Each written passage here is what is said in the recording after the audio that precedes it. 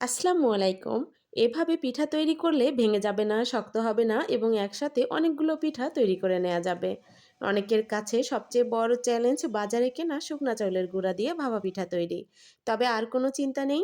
শুধুমাত্র ২টি টিপস অনুসরণ করুন এবং সম্পূর্ণ পদ্ধতিটা দেখে নিন। তাহলে চলুন কথা না বাড়িয়ে রেসিপিতে চলে যাই।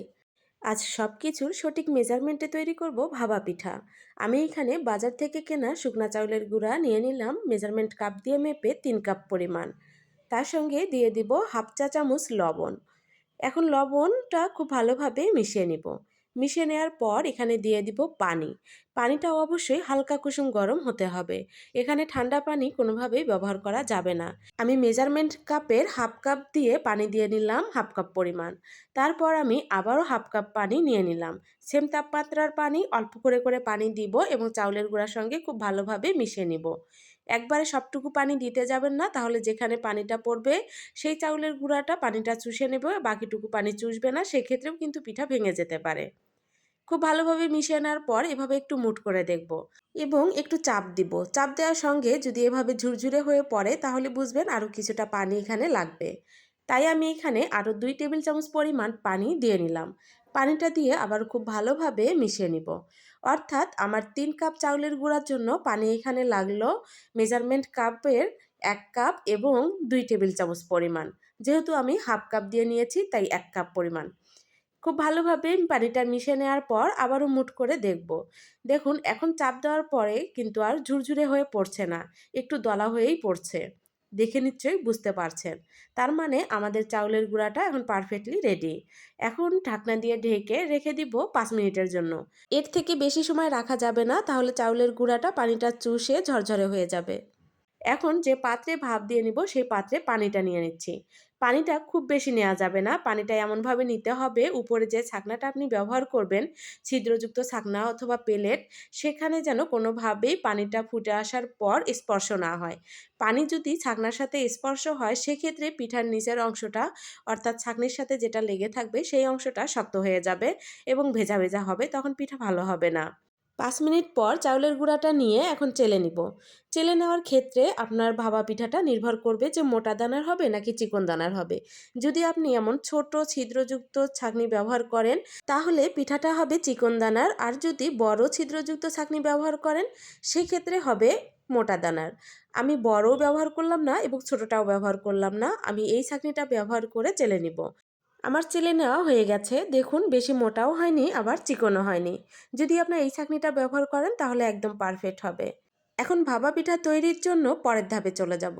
এজন্য এখানে আমি সুতি কাপড় নিয়েছি, একদম পাতলা কাপড়।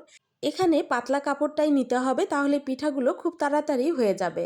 আর প্রতিবার একটা করে ব্যাচ ভাপা পিঠা তৈরি করে নেওয়ার পর কাপড়টা এভাবে ধুয়ে একটু চিপে নেবেন। তাহলে দেখবেন পিঠাগুলো নামানোর সময় আর ভেঙে যাবে না। একদম সুন্দরভাবে পিঠাগুলো কাপড় থেকে নামিয়ে নিতে পারবেন। যেহেতু আমি ছোট ভাপা পিঠা তৈরি করব তাই আমি এখানে ছোট্ট একটা বাটি নিয়েছি। তবে আপনারা চাইলে এখানে বড় বাটিও ব্যবহার করতে পারেন। এখন চাউলের গুঁড়াটা দিয়ে দিলাম। প্রথমে অল্প করে চাউলের গুঁড়া দিব, এখানে কোনোভাবেই চাপ দেওয়া যাবে না। তারপর উপর দিয়ে দিয়ে দিব গুড়। আমি এখানে খেজুরের গুড় কেটে নিয়েছি এবং সাথে নিয়েছি নারিকেল কোড়া। এখন একটু নারিকেল কোড়াও দিয়ে আবারও উপর দিয়ে চাউলের গুঁড়া দিয়ে দিব। তবে অবশ্যই এখানে লক্ষ্য রাখতে হবে কোনোভাবেই চাপ দেওয়া যাবে না। এভাবে আলতো করে উপর থেকে চাউলের গুঁড়াটা রেখে দিতে হবে এবং সমান করে নিতে হবে। চাপ দিলে পিঠা শক্ত হবে এবং পিঠার ভিতরের অংশটা সিদ্ধ হতে চাবে না। যখন পিঠা সিদ্ধ হবে না তখনই কিন্তু পিঠা নামানোর পর ভেঙে যাবে। আবারও উপর দিয়ে একটু নারিকেল গুড় দিয়ে সমান করে নিলাম। তারপর যে ছাঁকনিতে আমি ভাপ দিয়ে নিব সেটা নিয়ে নিলাম। এখন এখানে আগে থেকে ভিজিয়ে রাখা কাপড়টা দিয়ে দিব। এই ভাপা পিঠাটা ভাপ দেওয়ার জন্য রাইস কুকারের যে ছিদ্রযুক্ত ঢাকনাটা আছে সেটা ব্যবহার করবেন না। সেক্ষেত্রে হয় কি পিঠাটার নিচের অংশটা পানির ভাপে শক্ত হয়ে যায়। আপনারা এই ধরনের ছাঁকনি ব্যবহার করবেন, দেখবেন যে প্রতিটা পিঠা একদম পারফেক্ট হবে। শক্তও হবে না আবার ভেঙেও যাবে না। এখন এইভাবেই আমি পিঠাগুলোকে দিয়ে নিব। যদি আপনি বাটিতে চাউলের গুঁড়াটা নেওয়ার সময় চাপ দিয়ে দিয়ে নেন তাহলে এখানে এসে কিন্তু আর বাটিটার থেকে চাউলের গুঁড়াটা ছাড়িয়ে এভাবে নিতে পারবেন না। এখন কাপড়টা দিয়ে খুব ভালোভাবে ঢেকে নিব। অবশ্যই খুব ভালোভাবে ঢেকে নিতে হবে যেন পিঠার কোনো পাশে ফাঁকা না থাকে। তাহলে ঢাকনার সাথে যে পানির বাষ্পটা তৈরি হয় সেটা পড়ে পিঠার উপরের অংশটা পানি, পানি হয়ে যাবে, তখন পিঠা ভালো হবে না।